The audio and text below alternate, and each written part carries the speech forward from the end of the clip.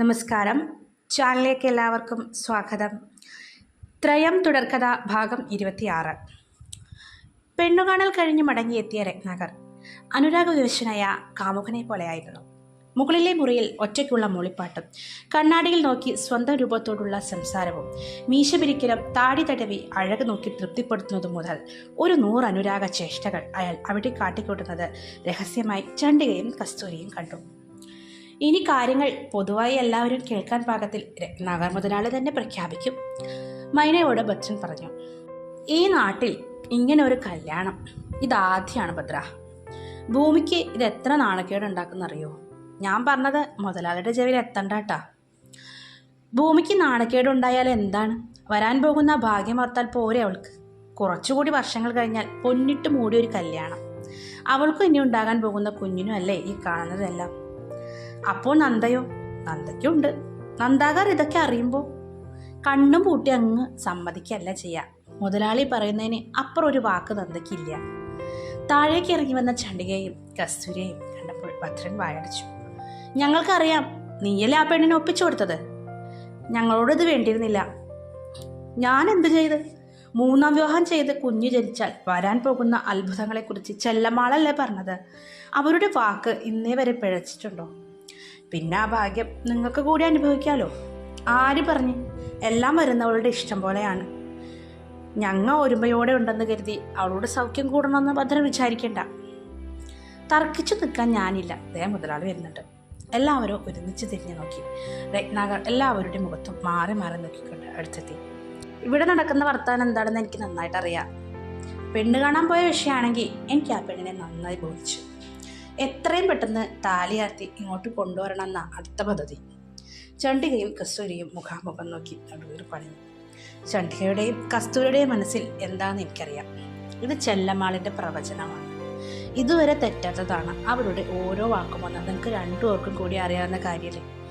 ഇവിടെ എൻ്റെ കൽപ്പനയാണ് നടക്കുന്നത്. ഞാൻ പറയുന്നത് ഇവിടെ നടക്കും. നിങ്ങൾക്ക് വിഷമം വിചാരിച്ചിട്ട് ഒരു ചുക്കുമില്ല എനിക്ക്. ചണ്ഡികയ്ക്ക് വായടഞ്ഞില്ല. രത്നാകരനോട് മത്സരിക്കാൻ അവർക്ക് കഴിയില്ല. പക്ഷേ ഈ വിവാഹം എങ്ങനെ തടയും എന്ന് ചണ്ഡിക ആ സമയവും അതികൂടമായി ആലോചിച്ചു. ചണ്ഡിക, കസ്തൂരി, രത്നാകർ അവരെ രണ്ടുപേരെയും വിളിച്ചു. തോളിൽ കൈകൾ വെച്ചുകൊണ്ട് പറഞ്ഞു. നിങ്ങൾ എന്തിനാ വെറുതെ വിഷമിക്കുന്നത്? നിങ്ങൾക്ക് കൂട്ടത്തിൽ ഒരാളായില്ലേ. പിന്നെ ഈ വീട്ടിൽ സൗഭാഗ്യം വരാൻ നിങ്ങളും ആഗ്രഹിക്കണ്ടേ? അപ്പോൾ എതിര് വിചാരിക്കരുത്. വിചാരിച്ചാലും വിലപ്പോവില്ല, അറിയാലോ. എങ്കിലും ഞാൻ പറഞ്ഞതേ ഉള്ളൂ.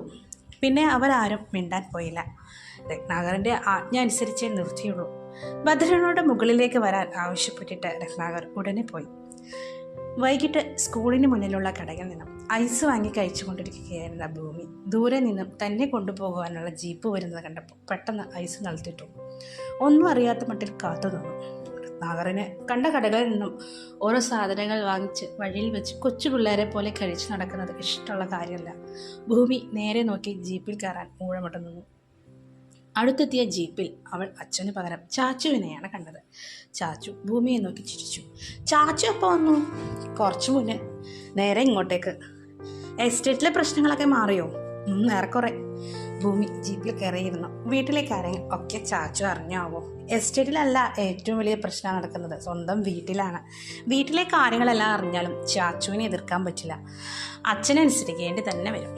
അച്ഛന് അവിടെ എല്ലാവരേക്കാളും ഏറ്റവും വലിയ ആതിഥ്യമാണ്. ജീപ്പ് മുന്നോട്ടെടുത്തു. ഭൂമി മോളെന്താ വലിയ ആലോചനയിലാണല്ലോ. പരീക്ഷ വരാറിയതിൻ്റെ ആവൂലേ? ഇനി ഭൂമി അടുത്ത കൊല്ലം മുതൽ വലിയ കോളേജുകുമാരി ആകുമല്ലോ. ഞാനിനി പഠിക്കാൻ പോകണില്ല ചാച്ചു. അതെന്താ? എനിക്കിഷ്ടമില്ല. ഇവിടെ തന്നെ സ്കൂളിൽ പിള്ളേർ എൻ്റെ ഈ വണ്ണത്തെപ്പറ്റി എന്തൊക്കെ കമൻറ്റാ പറയുന്നത് അറിയോ? അതൊക്കെ കാണും ഭൂമി. അതിൻ്റെ പേരിൽ കോളേജിൽ പോകണ്ട, പഠിപ്പ് നിർത്താനാണോ ഭാവം? പിന്നെന്താ? ഇതൊന്നും ഏട്ടൻ അറിയണ്ട. ഇതിനൊക്കെ കാരണം അച്ഛൻ തന്നെയാ. ഭൂമി പറഞ്ഞത് രണ്ടകറിന് മനസ്സിലായില്ല. എന്താണ് ഏട്ടൻ ചെയ്തത്? ചാച്ചു ഒന്നും അറിഞ്ഞില്ല അല്ലേ? ഇപ്പോൾ നാട് മുഴുവൻ ഈ കാര്യം പാട്ടായല്ലോ. അങ്ങനെയോ? അപ്പോൾ അതേതാണ്ട് ഉറപ്പായി. അവിടെ നിന്ന് പോകും മുൻപ് അവന് ചെറിയൊരു സൂചന ഉണ്ടായിരുന്നു. പിന്നീട് ഭൂമി സൂക്ഷിച്ച് നന്ദാകരനെ നോക്കി. ഇവിടെ നിന്ന് ഫാക്ടറി തൊഴിലാളികളുടെ പ്രശ്നം തീർക്കാൻ എന്നെ വിട്ടത് എന്താണെന്ന് എനിക്ക് നന്നായിട്ട് അറിയാം.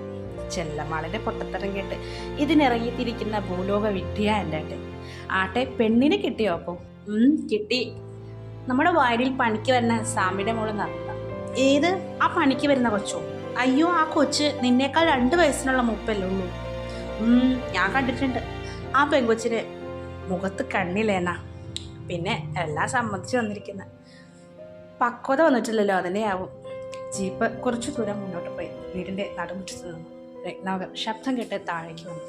നന്ദയോട് ഫാക്ടറി തൊഴിലാളി പ്രശ്നങ്ങളെക്കുറിച്ച് സംസാരിച്ചു. ഭൂമി മുറിയിൽ ചെന്ന് യൂണിഫോം മാറി ഒന്നിരുന്നു. 2-3 ദിവസമായി അച്ഛൻ എങ്ങോട്ടും പോകാത്തതുകൊണ്ട് ബ്ലാക്കി പിന്നെ ഇതുവഴി മുഖം കാണിച്ചിട്ടില്ല. സ്ഥിരം ഇവിടേക്ക് ഓടി വരാറുള്ള വഴിയിലേക്ക് അവൾ നോക്കിയിരുന്നു. അപ്പോൾ ത്രയത്തിൻ്റെ 26-ാം ഭാഗം ഇവിടെ പൂർണ്ണമായി. കഥ എല്ലാവർക്കും ഇഷ്ടമായെങ്കിൽ ലൈക്ക് ചെയ്യുക, ചാനൽ സബ്സ്ക്രൈബ് ചെയ്യുക. അപ്പോൾ ത്രയത്തിൻ്റെ അടുത്ത ഭാഗമായിട്ട് വരുന്നവരെല്ലാവർക്കും ബൈ. Thank you.